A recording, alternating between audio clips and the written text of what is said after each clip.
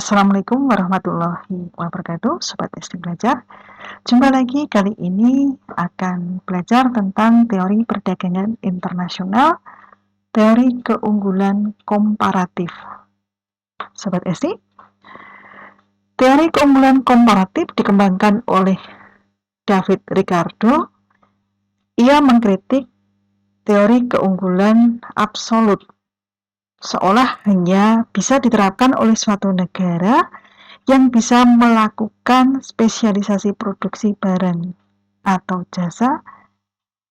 Bagaimana nasib untuk negara yang mengalami kerugian absolut karena tidak bisa melakukan produksi barang atau jasa tersebut? Apakah untuk negara yang tidak bisa melakukan proses produksi tidak akan mempunyai kesempatan yang sama dalam perdagangan internasional? Dengan adanya kelemahan ini, David Ricardo mengeluarkan pendapat baru perdagangan internasional dalam bentuk teori keunggulan komparatif. Sobat SD, menurut David Ricardo, suatu negara yang tidak mempunyai keunggulan absolut masih bisa terlibat dalam perdagangan internasional dan menghasilkan keuntungan apabila bisa melakukan spesialisasi barang atau jasa yang mempunyai biaya yang lebih sedikit dibandingkan dengan negara lainnya. Keunggulan komparatif bisa terjadi apabila negara bisa melakukan proses produksi sebuah barang ataupun jasa dengan biaya tenaga kerja yang lebih terjangkau dibandingkan dengan negara lain. Sobat SD, asumsi teori keunggulan komparatif hanya ada dua jenis barang dari dua negara yang terlibat dalam proses produksi. Biaya transportasi ditiadakan karena dapat menghilangkan efek biaya peluang dan berdampak ke harga jual. Tidak ada perubahan teknologi. Perdagangan dilaksanakan atas dasar barter. Operasional pasar terjadi pada persaingan sempurna di kedua belah negara. Hanya sumber daya manusia yang diperhitungkan dalam faktor produksi. Tenaga kerja disebut mobile di pasar domestik, tetapi tidak mobile di antar negara. Perhatikan tabel Sobat SD, contoh dari teori keunggulan komparatif. Ada dua negara. Negara putih mampu memproduksi 5 pasang sepatu dan 4 almari.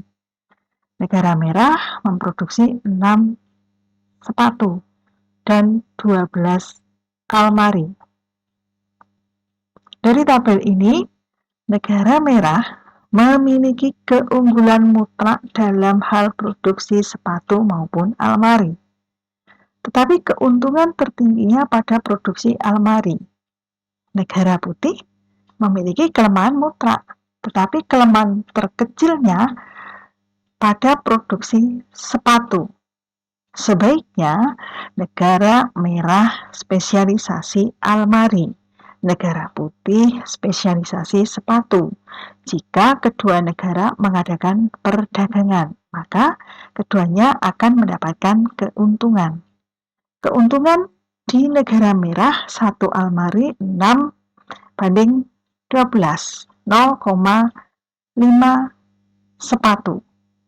Di negara putih 1 almari 5 banding 4, 1,25 sepatu.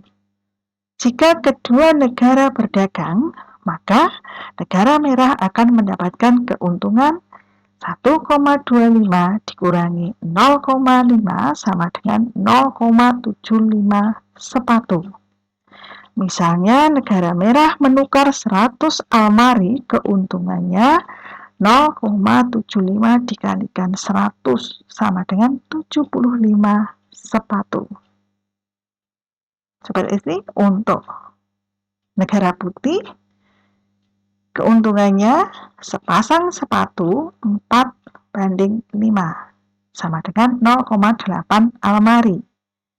Di negara merah sepasang sepatu 12:6 sama dengan 2 almari.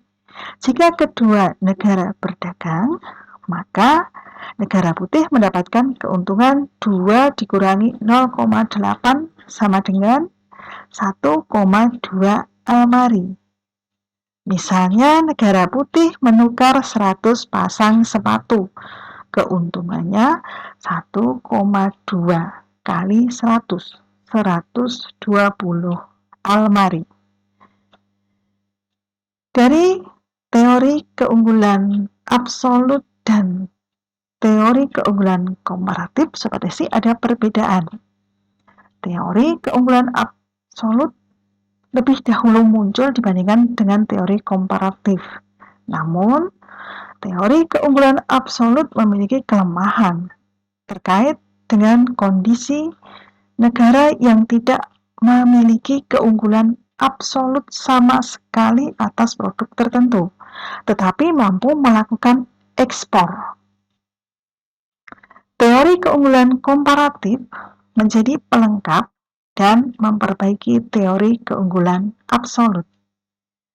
Menurut teori keunggulan komparatif, efisiensi industri bisa menaikkan jumlah produksi walaupun tidak memiliki keunggulan absolut. Keunggulan absolut merujuk pada kemampuan memproduksi barang dalam kuantitas lebih besar dibandingkan kompetitor.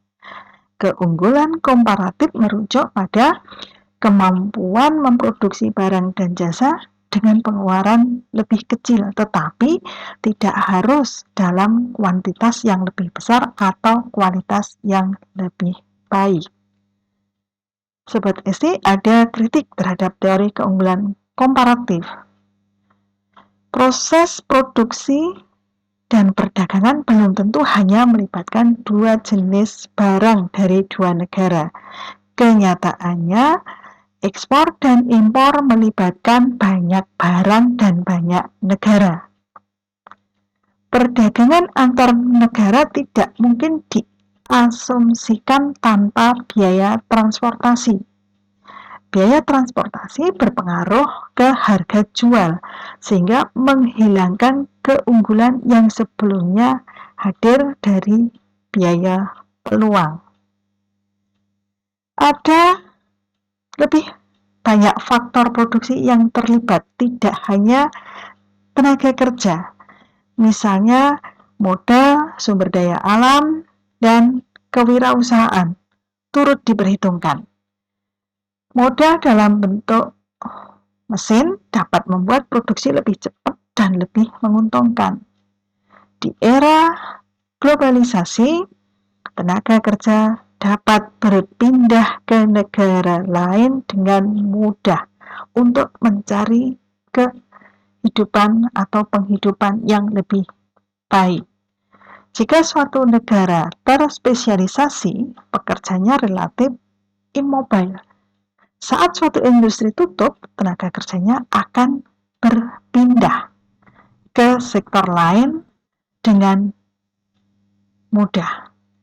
Sobat SI, terima kasih telah menyaksikan video ini. Semoga ada manfaatnya. Sampai jumpa dengan video ST Belajar berikutnya. Wassalamualaikum warahmatullahi wabarakatuh.